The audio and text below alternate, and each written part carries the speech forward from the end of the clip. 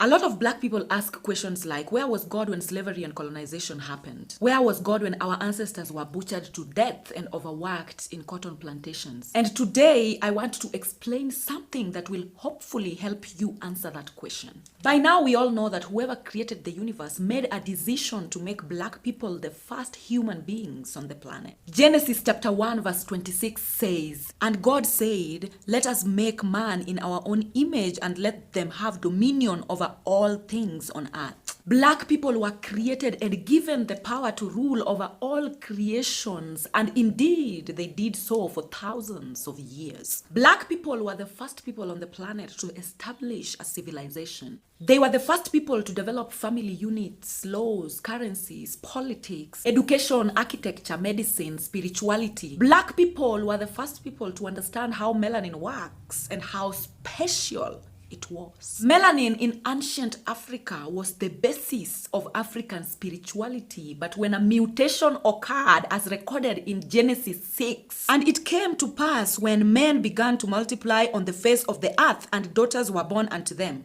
that the sons of God saw the daughters of men that they were fair. When Africans started giving birth to non-melanated or slightly melanated people, inclusion became a problem, and therefore all non-melanated people were kicked out of the continent into the inferno called hell to establish survival in Europe. European civilization began in the cold caves in Rome, with the founders being Remulus and his twin brother Remus, who had to survive in the wilderness through suckling a she-wolf. Wolves took care of them until safety, hence the narrative dog is a man's best friend. When the twins grew up and learned about their identity, they decided to go back and retaliate. When a parent rejects a child and that child grows, survives, and perhaps becomes successful,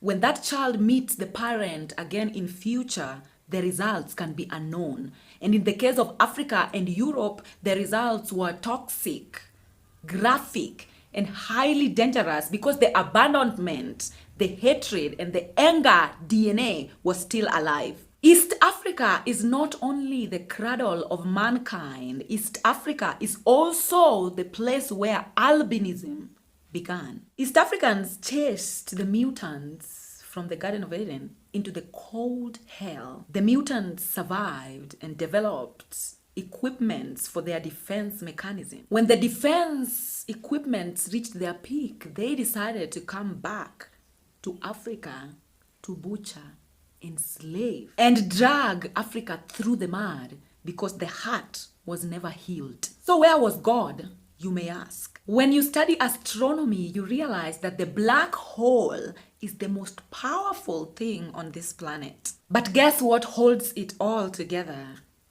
A dark matter called melanin. Melanocytes that produce melanin are the second most sophisticated cells in the human body, after the pyramidal cells in the cerebral cortex that aid in thinking. Melanin is a powerful absorber of energy, yet words, feelings, emotions, sounds, and all living things all exist together in the spirit realm as energy. Melanin does not only block UV rays. Melanin can manipulate electrons.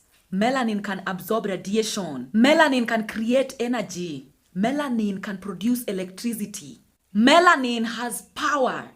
And that is where God has been the whole time. The biggest lessons that Africans needed to learn here is the moment you exclude anything that is a part of you as not a part of you, then you're creating a future conflict for yourself. Whenever you reject a part of yourself, you're creating a resistance from within. And just like love can make the world go round, hate can make the world stop. White supremacy, patriarchy, racism, deforestation, animal cruelty, capitalism, poverty are all manifestations of a separation that occurred. They are all manifestations of a rejection, of anger, of a heart that was never healed. My people only perish due to lack of knowledge. For where there is no understanding, people perish. But as it is written in Matthew chapter 24, verse 34, truly I tell you, this generation will certainly not pass away until all these things have happened. We are all one, and we are all each other's problem, and we must heal together in order to stop greed from benefiting from our separation.